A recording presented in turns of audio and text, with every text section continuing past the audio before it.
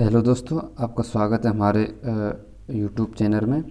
तो चलो हम स्टार्ट करते हैं। देखो, आज से ना इलेक्ट्रिकल की सीरीज़ स्टार्ट हो रही है। 25-25 पैसन की आपको सीरीज़ मिलेगी। उस सीरीज़ के थ्रू आपको इलेक्ट्रिकल का पूरा कोर्स करा दिया जाएगा। मतलब इलेक्ट्रिकल तो उसमें इंक्लूड है ही, जो विद्यार्थी वोकेशनल में पढ़ रहे हैं या फिर आईटीआई कर रहे हैं, डिप्लोमा कर रहे हैं, बीटेक कर रहे हैं, उनके लिए तो ये उपयोगी साबित है ही है। लेकिन ऐसे विद्यार्थी जो नॉर्मल कंपटीशन देते हैं उसमें साइंस के थ्रू इलेक्ट्रिकल के काफ़ी क्वेश्चन मिल जाते हैं। वो 2-4 क्वेश्चन तो 100% मिलते ही मिलते हैं। लेकिन वोकेशनल वालों के लिए, इलेक्ट्रिकल वालों के लिए तो ये बहुत उपयोगी साबित होने वाली है। तो सारी चीज़ों को समझने का, अब मैंने देखो ऑब्जेक्टिव प्रश्न क्यों डाले, मैं चाहता तो बेसिक पढ़ा देता, लेकिन आपका जो क्लियर है ना पूरा बेसिक, वो ऑब्जेक्टिव प्रश्न से ही क्लियर होता है कि आपको पता चल जाता है कि कैसे प्रश्न आते हैं और अपना लेवल कितना है। तो उस लेवल को चेक करने के लिए ऑब्जेक्टिव क्वेश्चन निकालना बहुत आवश्यक है। ठीक है ना।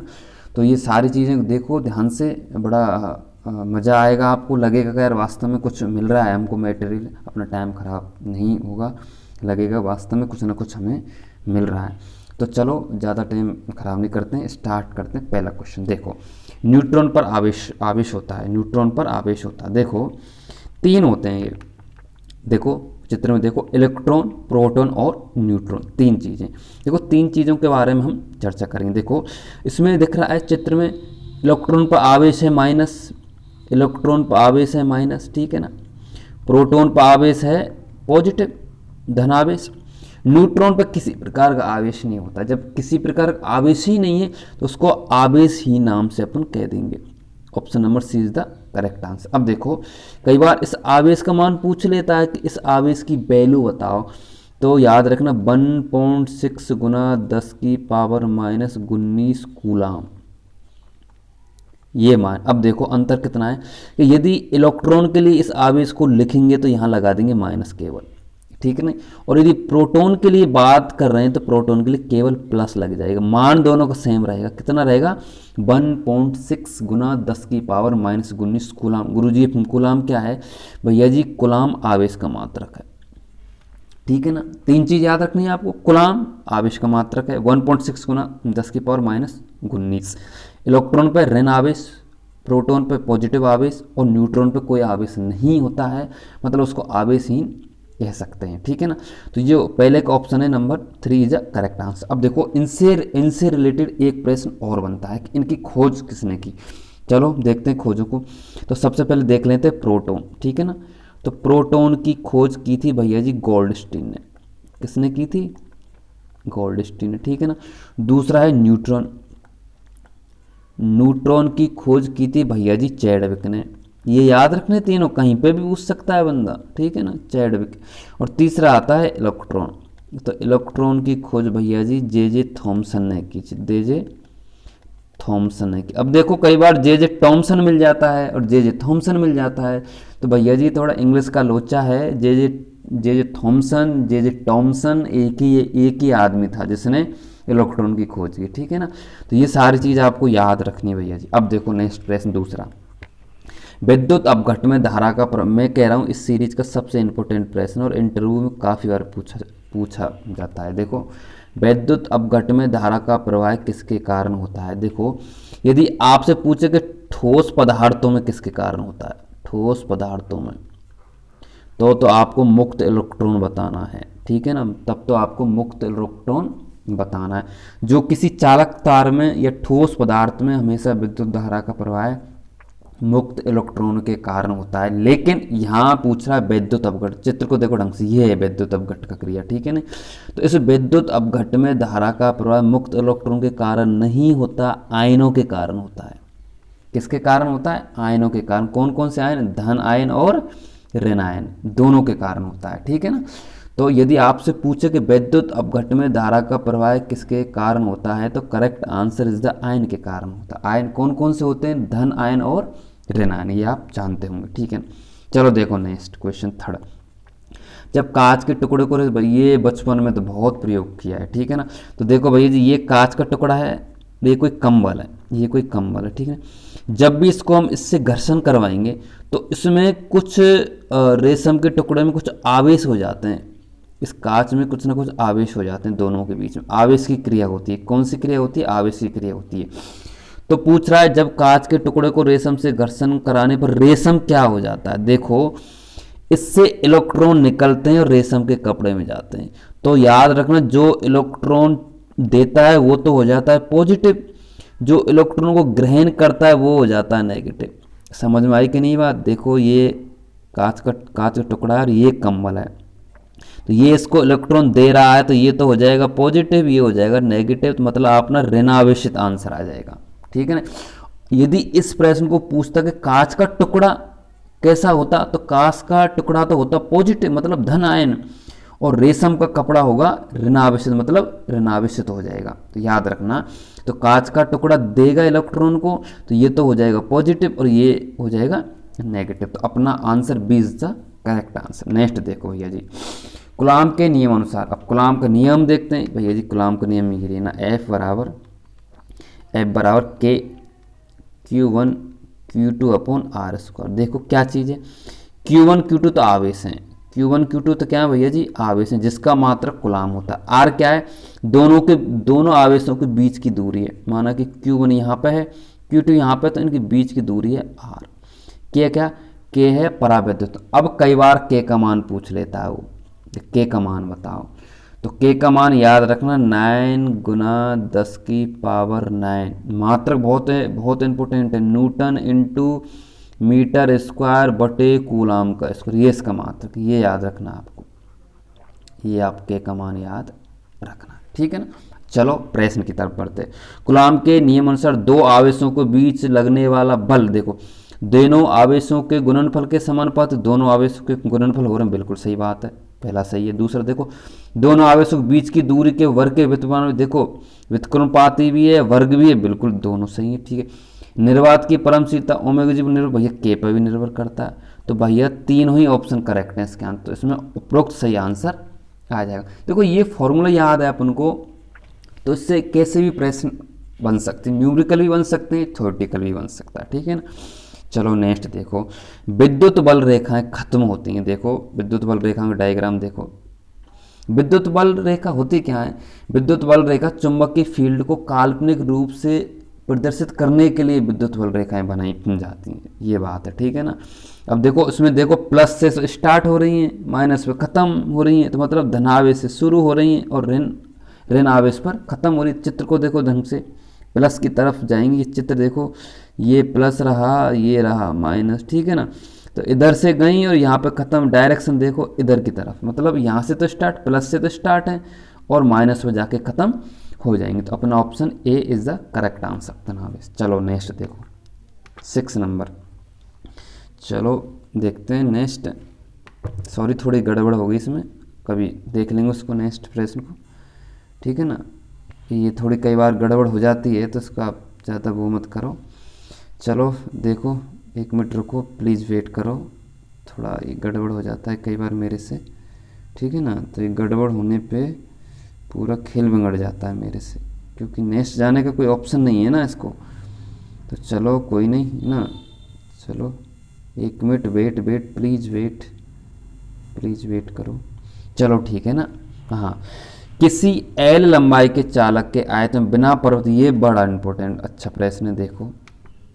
देखो का प्रतिरोध पूछ रहा है, तो प्रतिरोध का फॉर्मूला होता है आर बराबर रो एल अपॉन ए। ठीक है। आर बराबर रो एल अपॉन ए। देखो रो क्या है यहाँ पे?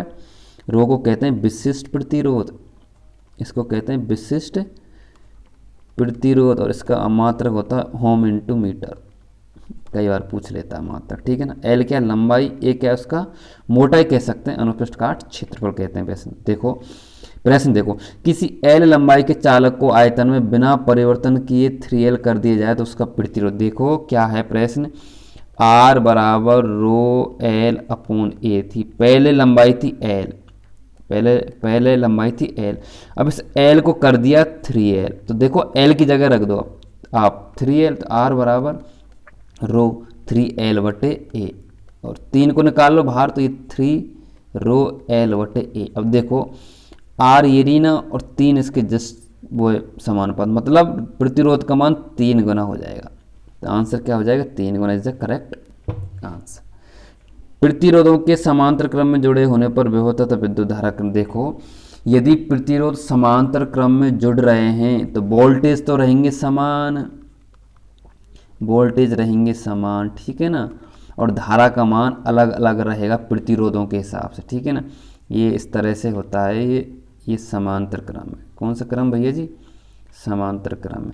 तो इस ऐसी स्थिति में वोल्टेज तो समान और धारा अलग अलग। तो पूछ रहा है प्रश्न को, देखो प्रतिरोधों के समांतर क्रम में जुड़े होने पर विभव तथा विद्युत धारा क्रम से, तो विभव तो रहेगा समान और विद्युत धारा रहेगी अलग अलग। तो ऑप्शन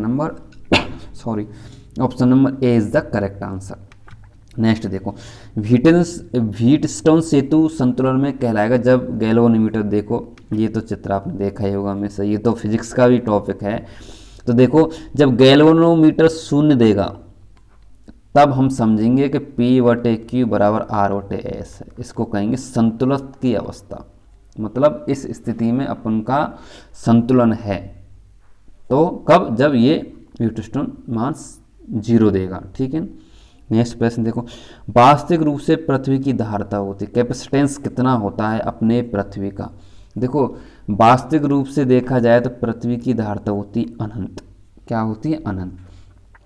अब प्रश्न ये कि सर यदि हम इसकी धारिता कैलकुलेट करें तो मान कितना आएगा? देखो धारिता का फॉर्मूला है C बराबर 4πε0r, ये होता है फॉर्मूला। अब देखो 4 कांस्टेंट है, पाई कांस्टेंट है, एप्सिलॉन 0 का मान फिक्स है और r का मान अपन के यहाँ 6400 किलोमीटर होता है पृथ्वी का, 6400 किलोमीटर। अब कई बार इसका मान पूछ लेता है, इसका मान भी आपको याद रखना है। इसका मान होता है एप्सिलॉन को 8.85 गुना 10 की पावर -12 मात्रक कूलाम का स्क्वायर बटे न्यूटन इंटू मीटर का स्क्वायर, ये आपको याद रखना, ठीक है नहीं। तो एप्सिलॉन 0 का मान होता है 8.85 गुना 10 की पावर -12 कूलाम स्क्वायर बटे न्यूटन इंटू मीटर का स्क्वायर। अब इसमें हम वैल्यू रखेंगे, इसमें यदि हम वैल्यू रखेंगे तो C का मान आ जाएगा भैया जी 711 माइक्रोफैरड। यदि आपसे पूछे कि गणना करने पर पृथ्वी की धारिता का मान कितना आएगा तो 711 माइक्रोफैरड, और वास्तव में इसकी जो धारिता है वो तो अनंत होती है। नेक्स्ट देखो प्रश्न, संधारित्र कार्य करता है, संधारित्र भैया जी AC DC दोनों सप्लाई पर कार्य करता है इसमें। अब देखो ये सारे संधारित्र हैं, देखने पेपर टाइप का है, वेरिएबल है, दुनिया भर के बहुत संधारित्र आते हैं। तो ये इनको डायग्राम थोड़ा मैं अच्छा लगेगा आपको। चलो देखो, संधारित्र की धारिता किन बातों पर निर्भर करती है? देखो ऐसे प्रश्न में आपको करना क्या है, आप डायरेक्ट फॉर्मूला लिखो। पहले तो आप डायरेक्ट फॉर्मूला लिखो, फॉर्मूला लिखने के बाद में आपको पता चल जाएगा कौन किस पे। देखो उसके सतह के क्षेत्रफल बिल्कुल करती है, संधारित्र के दोनों प्लेटों के बीच की दूरी पर बिल्कुल करती है, दोनों प्लेटों के माध्यम पर बिल्कुल करती है। तो ये उपरोक्त सभी इसमें करेक्ट आंसर हो जाएगा, ठीक है ना। अब नेक्स्ट देखो, किसी विद्युत का परावैद्युतांक स्थिरांक हमेशा होता है। देखो किसी विद्युत का परावैद्युतांक स्थिरांक हमेशा 1 से अधिक ही होता है। देखो परावैद्युतांक को प्रतिरोध करते हैं K से, और K होता है C, ये होता है K होता है C पदार्थ, मतलब पदार्थ की विद्युतशीलता, C बटे पदार्थ और C बटे हवा की विद्युतशीलता, ठीक है ना। तो K का मान हमेशा 1 से अधिक ही प्राप्त होगा आपको, ठीक है ना। नेक्स्ट देखो 16, एक बोर्ड ऑफ ट्रेड यूनिट किसके बराबर होता है? देखो इसका मान तो डायरेक्ट याद रखना, 36 गुना 10 की पावर 5 और जूल। अब देखो भैया जी कई बार क्या करता है वो 3.6 देता है, गुना 10 की पावर 6 कर देता है वो जूल, ठीक है ना। तो भैया जी 36 गुना 10 की पावर 5 जूल भी सही है, और 3.6 गुना 10 की पावर 6 जूल भी सही है, ठीक है। देखो इसको हटाएंगे नीचे तो 10 आ जाएगा, 10 से 1 0 कट जाएगी, वही 5 की 5 रहेगी, ठीक है ना। तो 36 गुना 10 की पावर 5 इज अपन को करेक्ट आंसर। नेक्स्ट देखो, निम्न में से कौन विद्युत धारा के चुंबकीय प्रभाव पे कार्य करता है? गैल्वेनोमीटर बिल्कुल करता है, विद्युत घंटी बिल्कुल करती है, मोटर बिल्कुल करती है। तो उपरोक्त सभी इज द करेक्ट आंसर आ जाएगा। देखो एक आदर्श एमीटर का प्रतिरोध, देखो आदर्श एमीटर को परिपथ में श्रेणी क्रम में लगाया जाता है, एमीटर को लगाया जाता है श्रेणी क्रम में, ठीक है ना।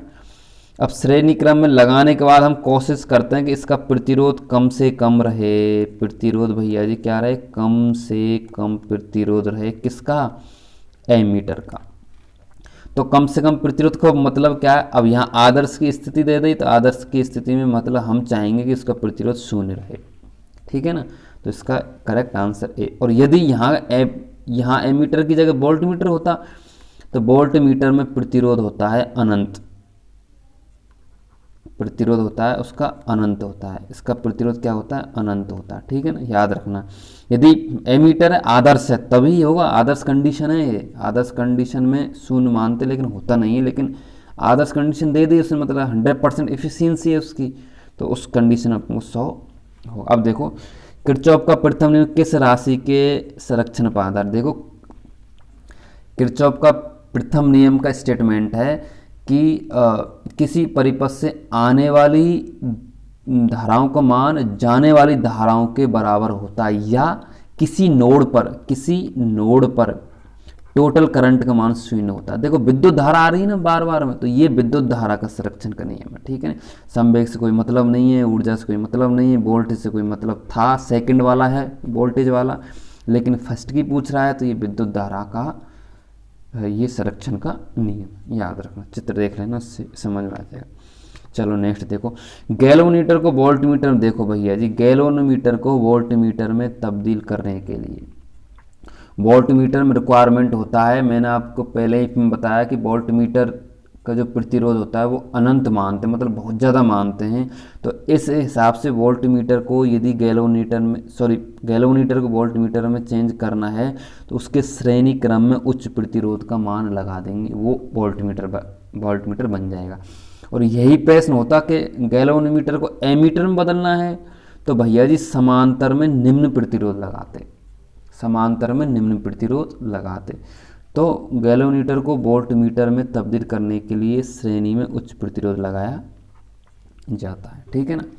अब देखो सही संबंधित तो धारिता के और आवेश और उसके वक्त देखो होता है, ये रिलेशन होता है Q समानुपाती B, समानुपाती को हटाएंगे तो Q बराबर हो जाएगा C और B, मान निकालना है C का अपन को, तो C हो गया Q बटे